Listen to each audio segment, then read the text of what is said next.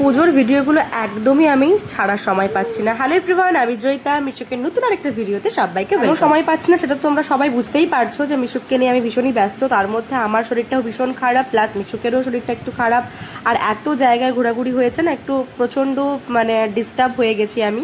তো ভিডিওগুলো টাইম করে একদম মানে এডিট করা আমার টাইমই হচ্ছে না, প্লাস শরীরটাও একদম সাথ দিচ্ছে না। যাই হোক, কিছু কিছু ভিডিও চেষ্টা করছি তোমাদের সঙ্গে শেয়ার করার।